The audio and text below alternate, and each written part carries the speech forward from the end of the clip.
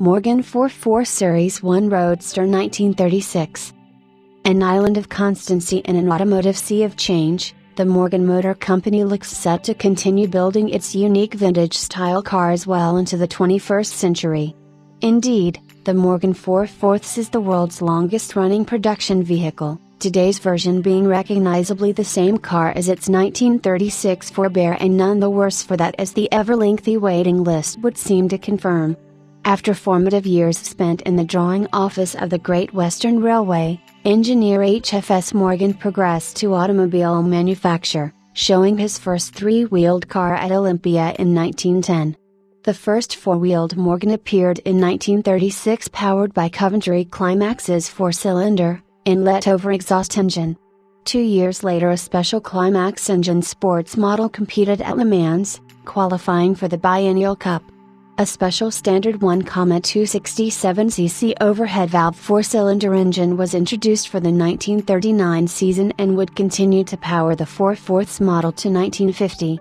Reintroduced with Ford 100D power in 1955 after a 5-year hiatus, the 4/4 was regularly updated with more modern engines and currently is powered by the 1.6-liter Ford Sigma unit.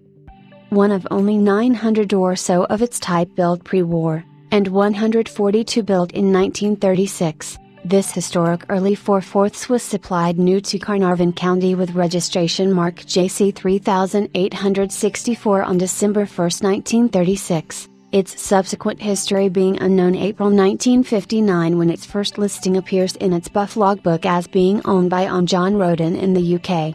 A series of 5 owners would follow until the last stamp on the logbook showed the car to be Clive Michael Perry of Malvern, Worcester, at the end of May in 1969.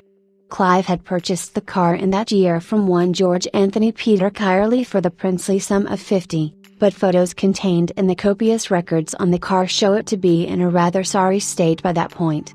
Appearing to have been stored outside for much of the 1960s. It was mostly devoid of its original interior and is shown with its radiator leaning against the right front fender.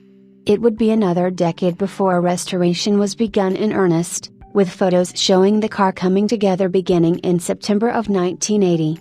By the spring of 1982, the car was once again showing like new and an active participant at English tours and shows.